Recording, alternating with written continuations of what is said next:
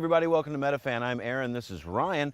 Ryan has created his own live action role-playing event, organization, and group, which is practicing behind us. So first of all, tell us, how did you get into this whole thing?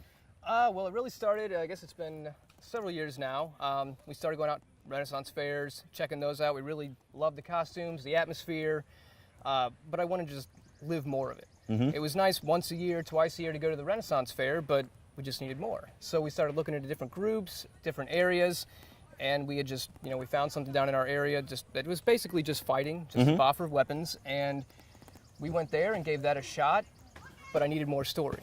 So you mentioned the lore part of it. First of all, what is the name of the organization? All right, well, we're called Hiraeth. That's the name of it. It was actually something my wife had found while she was browsing the internet, and she's like, this would be a great name for a LARP group. And I was like, all right, well, what's that going to be? And she's like, Hiraeth. I'm like, all right, let's do it. Was there any reason behind it? Is there a meaning?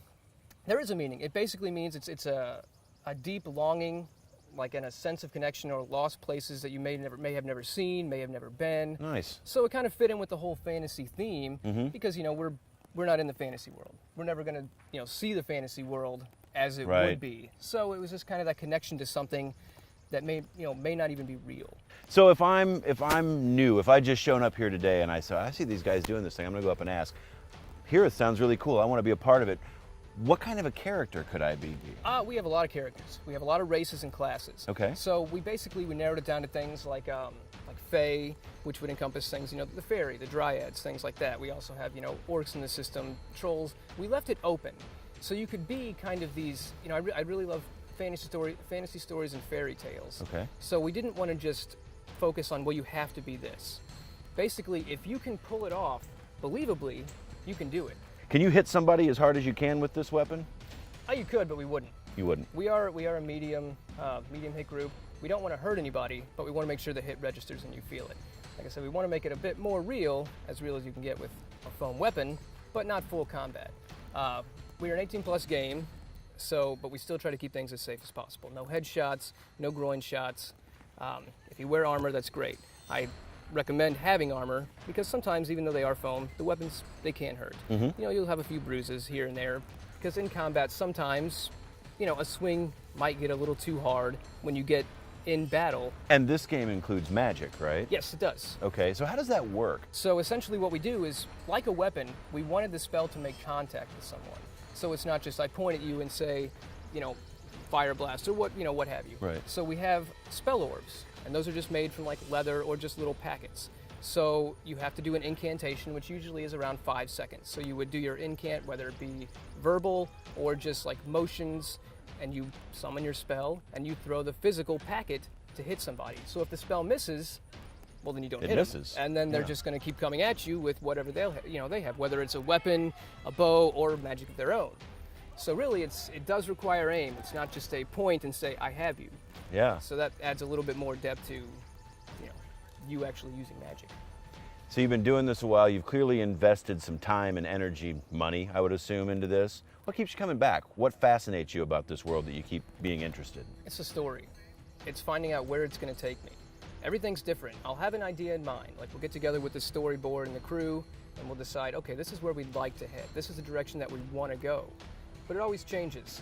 If we go to a game and we say, this is what is going to happen, it never happens that way. Yeah. So then we have to adapt to that, and we have to change the story to what happened. So if we were trying to defend somebody and keep them alive and they die, well then for the next game, we have to work around that, and we have to build on that and keep the story rolling and the world alive. How much of your time, of your week, your regular human being week, is spent dealing with Hiraeth? A lot. Yeah. Like even at work, if I have time to make a note, I'll pull out my phone. Like right now, it's like on my phone or even like a little notepad or any kind of piece of paper I can have. I have 30, 40 notes about ideas for games. It'll be just when I'm listening to music or when I'm doing anything, I'll get an idea in my head. So what are some things that you do in game to make the game more interesting? Like tell us some stories about what it's like to be in game and you make the game more fun for the players. We had a game that we ran where I was just kind of a vampire hybrid. And I had made this mold, a jello mold of a heart. And I carried it around with me in just a little piece of like Tupperware, and I had it on like in a little bag around my side.